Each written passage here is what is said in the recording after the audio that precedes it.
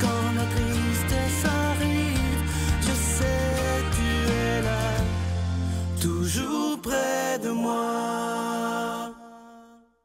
Bon jeudi, bienvenue à votre émission La Victoire de l'amour. Comme on le fait toutes les semaines, on rejoint notre ami le plus jeune de l'équipe, Pierre-Luc Bordelot.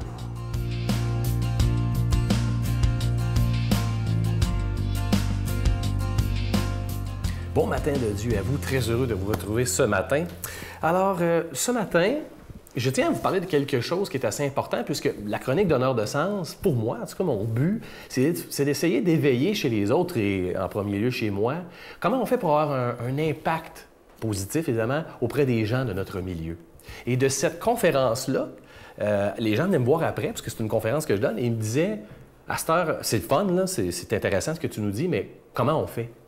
Et là, c'est vrai que je me disais, ouais, c'est vrai, hein, c'est intéressant je dirais, d'instiguer ça, de faire en sorte que les gens réfléchissent à ça, mais comment on fait? Et là est née une formation que je donne qui s'intitule « Présence animée ». Et là, j'essaie de décortiquer comment on fait pour avoir un impact sur la manière qu'on dit les choses. Parce qu'une chose est sûre, on a l'impression souvent que ce qu'on dit est plus important que la manière dont on le dit, et je pense qu'on fait erreur.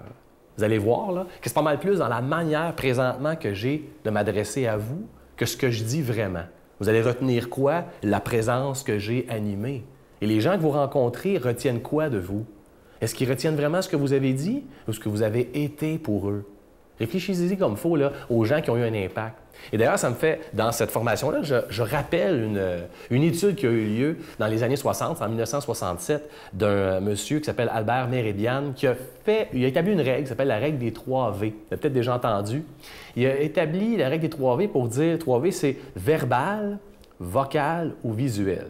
Et là, il établit un pourcentage en fonction des recherches là, qui sont limitées, mais qu'en même temps, vous allez voir, c'est intéressant. Il dit, c'est pas compliqué, 7 de ce qui est retenu est d'abord verbal. Ensuite, 38 c'est vocal et 55 est visuel. Verbal, ça veut dire la signification des mots. Hein, là, les mots que j'utilise présentement, vous allez les retenir, peut-être 7 de ça. Vocal, c'est les tons que j'utilise, ma voix, comment je l'anime et tout ça. Ça, vous allez retenir 38 Et finalement, 55 va être visuel, les expressions de mon visage, le langage corporel. Je ne sais pas si vous avez entendu comme il faut mes pourcentages, là, mais regardez, écoutez quoi comme il faut. Là. 93 donc de ce que vous dites, faites, ce qui va être retenu, c'est non-verbal. Ce n'est pas les mots, c'est dans la manière que vous allez les utiliser qui vont avoir tout un impact. Et ça, je vous le rappelle parce que si on veut être des donneurs de sens dans son milieu, avoir un impact, il faut penser à notre état, notre manière de dire les choses. Presque plus que de retravailler le contenu puis de voir à quel point il faut que je dise quelque chose de qualité. 7 va être retenu de ça. 7 minime %. Qu'on y croit ou qu'on y croit pas, je pense que vous avez compris qu'intuitivement, pour être un donneur de sens, il faut être dans le non-verbal et être avec les gens. Notre Père qui es aux cieux, que ton nom soit sanctifié, que ton règne vienne, que ta volonté soit faite sur la terre comme au ciel. Donne-nous aujourd'hui notre pain de ce jour. Pardonne-nous nos offenses comme nous pardonnons à ceux qui nous ont offensés. Ne nous laisse pas entrer en tentation, mais délivre-nous du mal, car c'est à toi qu'appartient le règne, la puissance et la gloire pour les siècles des siècles. Amen. La Victoire de l'amour vous invite à sa retraite spirituelle dans le centre du Québec les 6, 7 et 8 octobre 2017 sous le thème « Découvrir Dieu comme un Père ». Venez vivre des moments de ressourcement inoubliables en compagnie de Sœur Angèle, l'abbé Stéphane Roy, Pierre Faubert, psychologue, le docteur Gaëtan Brouillard, Brigitte Bédard, Sylvain Charon, Miguel Padilla et la présence exceptionnelle de Franck Nicolas, conférencier reconnu mondialement, à l'hôtel et suite Le Dauphin à Drummondville. Réservé au 514-523-4433 ou sans frais au 1-888-811-92-91. Venez découvrir comment Dieu, notre Père, nous aime sans jamais nous juger.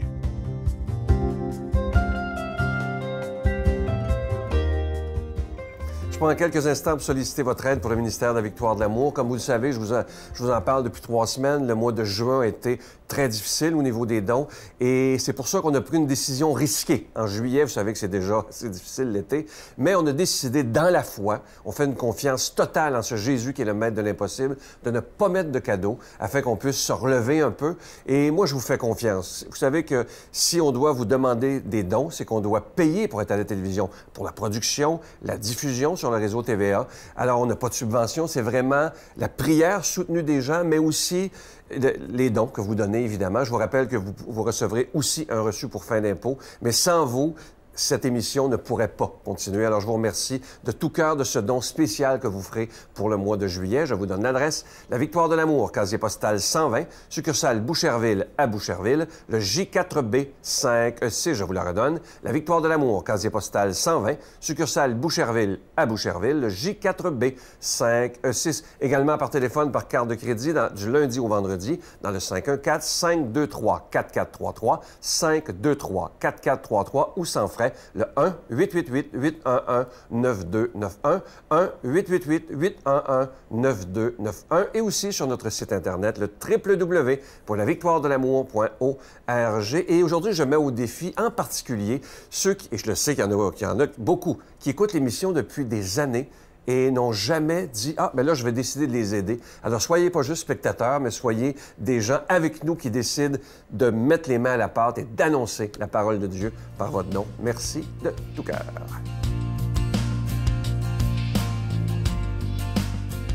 Mon Dieu, donnez-moi la sérénité d'accepter les choses que je ne peux changer, le courage de changer les choses que je peux et la sagesse d'en connaître la différence. Amen.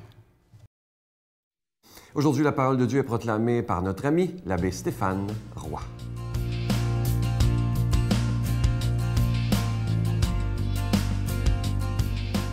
Bonjour à toi aujourd'hui et bon jeudi matin. Évangile de Jésus-Christ selon saint Matthieu. Les disciples s'approchèrent de Jésus et lui dirent : « Pourquoi leur parles-tu en parabole ?» Il leur répondit : « À vous il est donné de connaître les mystères du royaume des cieux, mais ce n'est pas donné à ceux-là. À celui qui a, on donnera, et il sera dans l'abondance. À celui qui n'a pas, on enlèvera même ce qu'il a. Si je leur parle en parabole, c'est parce qu'ils regardent sans regarder et qu'ils écoutent sans écouter ni comprendre. Ainsi s'accomplit pour eux la prophétie d'Isaïe. Vous aurez beau écouter, vous ne comprendrez pas. Vous aurez beau regarder, vous ne verrez pas. Le cœur de ce peuple s'est alourdi. Ils sont devenus durs d'oreille. Ils se sont bouchés les yeux, de peur que leurs yeux ne voient, que leurs oreilles n'entendent, que leur cœur ne comprenne, et qu'ils ne se convertissent. Et moi, je les guérirai.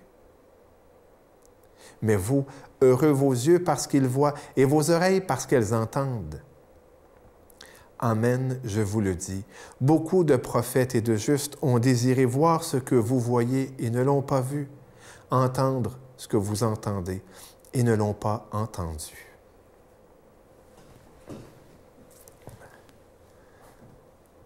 Jésus est un maître de vie. C'est d'ailleurs un des noms que je lui donne. Il est mon maître, mon Rabbouni. Hein, on lit ça dans les évangiles. Il est mon Dieu, il est mon sauveur, mais il est aussi mon maître. J'expliquais ça à la prison, il n'y a pas si longtemps. Jésus, si on reconnaît que Jésus est Dieu qui s'est fait homme, il ne s'est pas fait homme pour savoir ce que goûtaient les bananes, ou ce que c'était que de faire une ride de chameau dans le désert. Et puis... Non, il s'est fait homme pour quelque chose de bien particulier, pas parce qu'il s'emmerdait avec les anges non plus. Non, il avait une mission spéciale. Dieu s'est fait homme pour quelque chose de spécial. Et on le sait, c'est pour sauver. C'est pour nous sauver. Parce que nous étions, quoi? Perdus. Et j'explique ça aux prisonniers. Tu vas à un endroit Et puis, tout d'un coup, tu te perds. Tu te trompes de chemin, tu t'écartes. Et puis, on peut se perdre parce que les indications n'étaient pas claires. Du côté de Dieu, on ne peut pas dire que les indications n'étaient pas claires. On peut se perdre aussi parce qu'on s'est laissé distraire. Et puis, whoop, on s'est écarté. Hein? Comme le petit enfant qui, sur le chemin, eh bien, s'est fait distraire par un papillon, non? Et puis, s'est ramassé dans le bois. Donc, c'est fait homme pour nous remontrer le chemin, nous reparler de notre destinée, de nous reparler de notre but et nous montrer le chemin qui est lui-même. Donc, lorsque j'entends Jésus, c'est toujours le maître de vie. C'est toujours le maître qui veut me faire grandir, qui veut m'apprendre à vivre. Hein? Et aujourd'hui, qu'est-ce qu'il me dit? Aie toujours le cœur ouvert. N'endurcis jamais ton cœur. Hein? La vie est parfois si difficile qu'on peut s'endurcir. Hein? Parfois, moi, vous savez, j'aime les gens. Mais vous savez qu'aimer, c'est souvent s'exposer à être blessé. Volontairement ou involontairement. Mais il y a parfois des blessures qui pourraient nous emmener à se mettre une bonne carapace et dire « jamais plus ». Mais à ce moment-là, on se fermerait à aimer de nouveau. Et là, non. Là n'est pas le chemin de la vie. Là n'est pas le chemin de la joie, de l'épanouissement. Alors, oui, il faut garder le cœur à découvert. Il faut garder le cœur à vif pour aimer. Eh bien, devant les paroles de Dieu, eh bien, c'est la même chose. Toujours avoir le cœur ouvert. Toujours avoir les oreilles de notre cœur prêtes à entendre.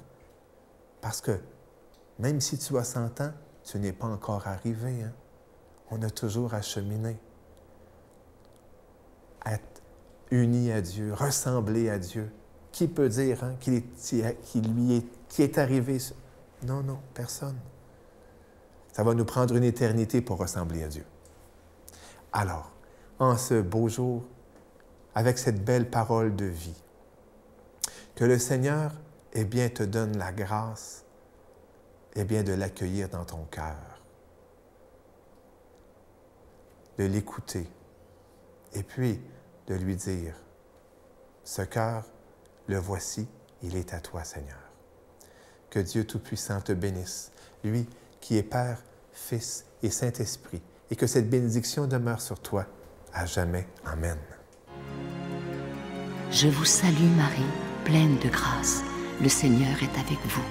Vous êtes bénie entre toutes les femmes, et Jésus, le fruit de vos entrailles, est béni.